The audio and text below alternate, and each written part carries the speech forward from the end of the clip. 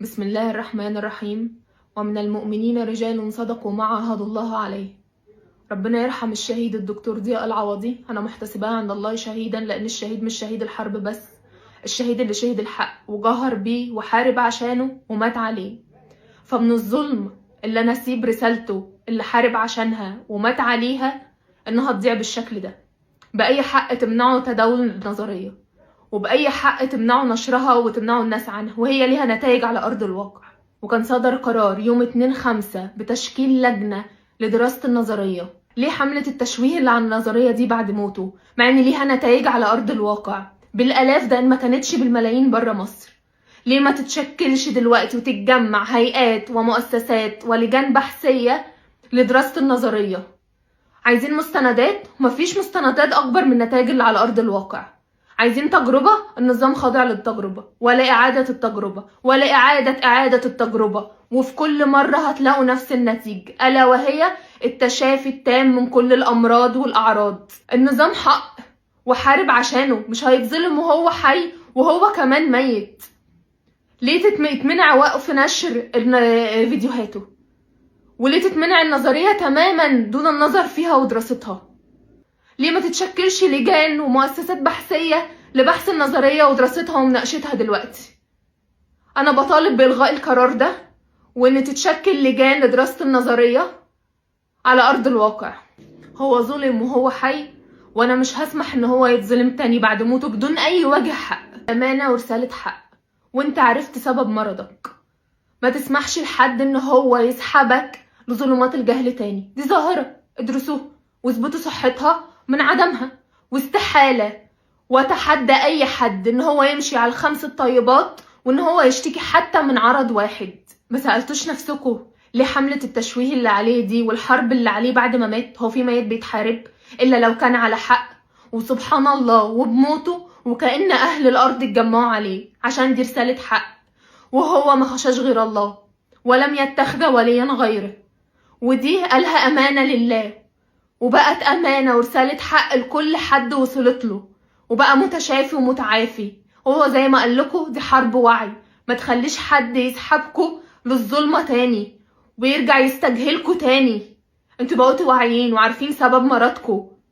مش من حق حد ان هو يمنعني ويقول لي امشي على ايه ولا ما امشيش على ايه. استحالة تمشي الناس عليها وتعمل تجارب عن نظرية وتدرس الظاهرة دي الا وهتلاقي التشافي التام عليها.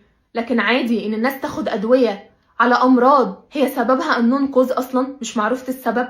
امال بتعالجني بناء على ايه؟ ونظريته بقى هي اللي بيتشكك فيها وهي اللي هتموت الناس. واي كلب هيخوض في عرضه وينتهك حرمته وهو ميت انا مش هسيبه. واخرهم الكلب اللي اسمه كريم كراته زي ما كان دكتور ضياء مسميه، مثلهم كمثل اكل الجيفة. بتخوض في عرض رجل ميت يا كلب انت او غيرك. الراجل الزاهد العابد اللي لما كان يروح يصلي الاقيه بيغطي وشه بالشال، اقول له بتعمل كده ليه؟ يقول لي حياء من الله. اللي في مره اللي لما بيصلي بقعد اسمع صوت نحيبه وبكائه في صلاته، اللي من اول ما يتوضى لحد ما يدخل على ربنا يقيم صلاته كان حصل له منتال بلوك، مش شايف ولا سامع، هو بس بيتهيأ لدخوله في الصلاه. الراجل اللي زهد في حياته في اخر ايامه، اللي كان عايش للعباده ولله بس، كان مستشعر وجود الله في كل خطوة بيخطوها وفي كل كلمة بيقولها وفي كل فعل.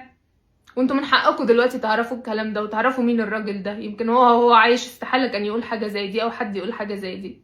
ومن حقه عليا اللي انا اقولها، لان انا فعلا ما استوعبتش الحاجات دي غير بعد موته. في مرة كنت انا بصلي في الأوضة فلقيته بيناديلي بيقولي افتحي البلكونة كده، ففتحت البلكونة لقيت فيه مطرة والجو ما كانش شتاء ولا حاجة وما جاتش تستدعي ان يبقى فيه ان السما تمطر او كده. فوقفت بقول له ايه ده دي مطرت، ووقفت ادعي ربنا. فقال لي تعالي كده اقعدي. فلقيته ساعتها كانت عينيه مدمعة وكان بيعيط. فبقول له هو في ايه؟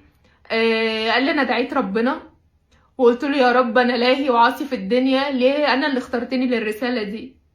يا رب لو انا على حق ورسالتي حق يا رب السما تمطر. وبيقول لي فعلا لقيتها مطرت. يمكن انا مش فاكره، انا ناسيه من بعد موته كل حاجه، يمكن مش فاكره يوم ايه، بس ده تقريبا كان في بدايه جوازنا او حاجه شبه كده. بس في الفتره الاخيره زهد في حياته لدرجه ان انا ما كنتش مستوعبه ايه اللي بيحصل ده. وفي مرة تانية كنت معاه